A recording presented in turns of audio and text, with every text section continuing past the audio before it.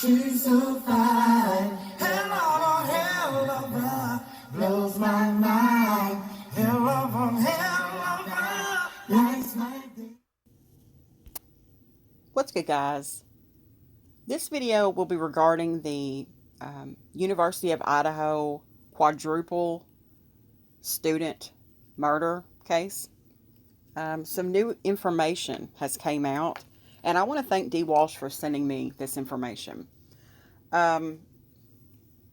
There's a clip now that a neighbor reportedly recorded the night, or I guess you would say the morning, rather, of this incident that happened in Moscow, Idaho. Okay? So let's take a look at what's going on now. Now, this article is coming from Fox News. As bad as I hate it, it was just the best written one as far as the details. And it came out this morning at 10:31 a.m. Eastern Time. Idaho murders. Nearly 4 weeks after slayings, neighbor reportedly recalls hearing scream. Now, this coming up Sunday will mark 1 month since 4 University of Idaho students were murdered in an off-campus home. Now, let's get into this. A man who lives near the home where 4 University of Idaho students were killed last month has come forward about hearing a scream early on the morning of the attacks in the area of the crime scene, according to a local report.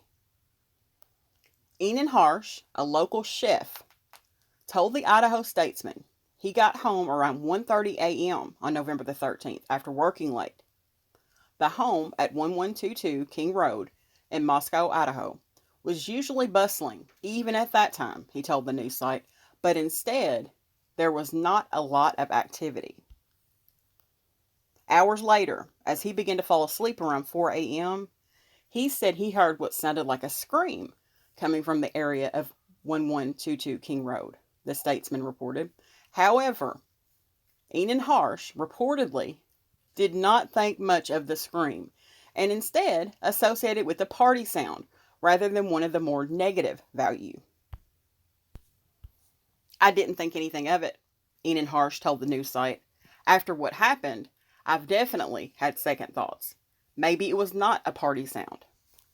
He reportedly said he did not initially tell police about the sound, adding, "I'm not sure what good it does for them now." According to the report, Inan Harsh previously notified the police about an unfamiliar black SUV that was parked near the front of the King Road home.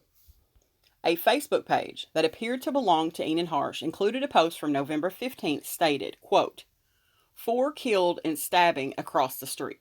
No screams, no evidence, no trace. So like professional killers? But why on 3, I think it's supposed to be sorority because it says sick out beside of it, girls, end quote. It goes on to say Sunday will mark 1 month since the gruesome quadruple murder, which remains unsolved with no murder weapon.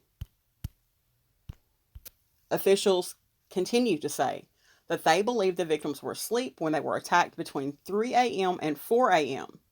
Each victim suffered several stab wounds and some showed signs of trying to defend themselves.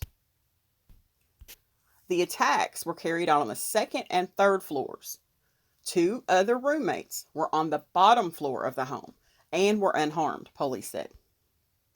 Earlier this week, Moscow police revealed they had received tips and leads about a white 2011 to 2013 Hyundai Elantra spotted near the crime scene in the early morning hours of November the 13th. They are seeking to speak with the person or people who were inside the vehicle and are asking the public for any information about the vehicle. The Moscow Police Department is urging the public to submit any images or information that they think could be important or useful to their investigation.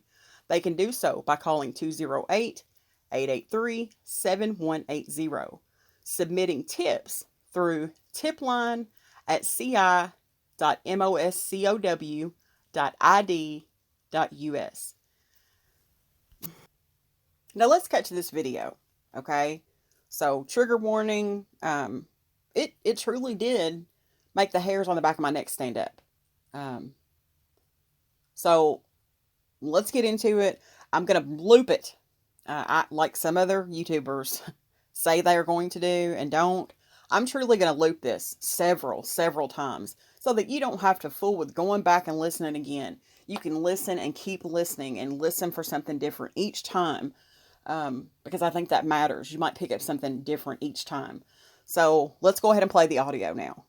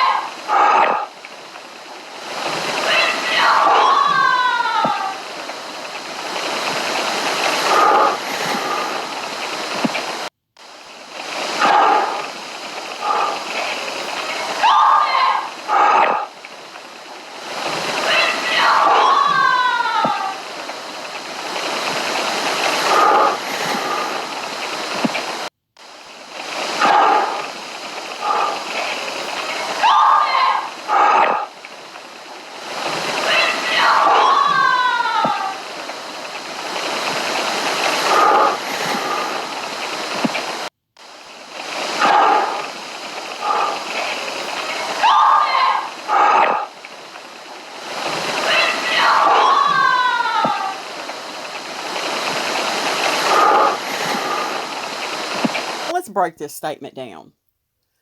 Okay, so Mr. Harsh, who's a local chef in the Moscow area, came home about 1:30 that morning on November the 13th because he had worked late.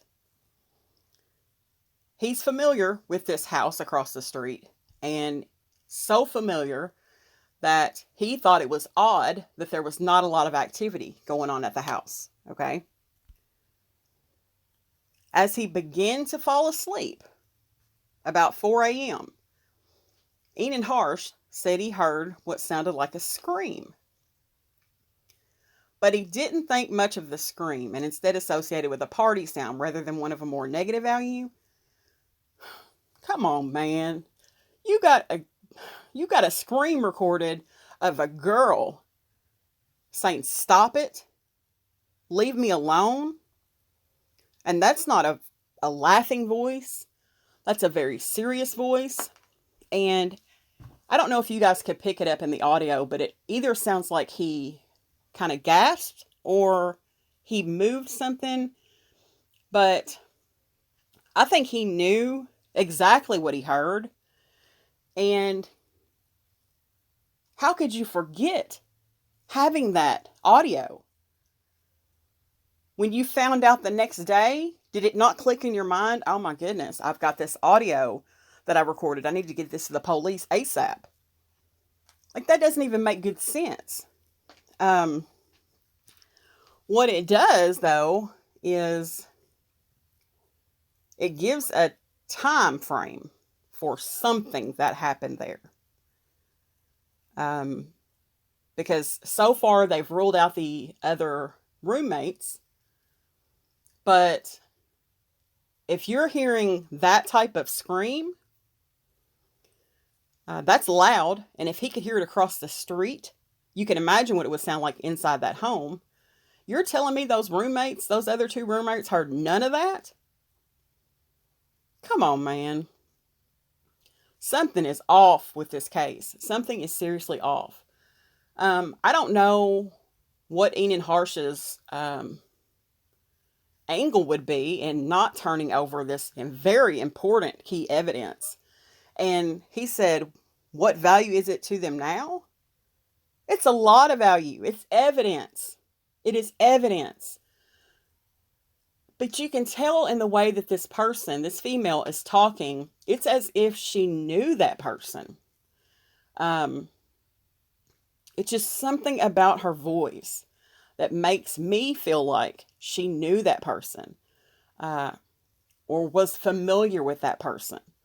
Because I wouldn't tell some stranger that, you know what I mean? I would be fighting or what have you. It's like she was trying to get them to go.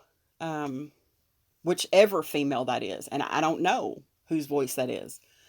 But it's making the roommates look real bad because here you've got a lot of noise and you've got an open door now. So, you're telling me you heard none of that? I'm just not buying it, guys. I'm not buying it. I definitely wanted to bring this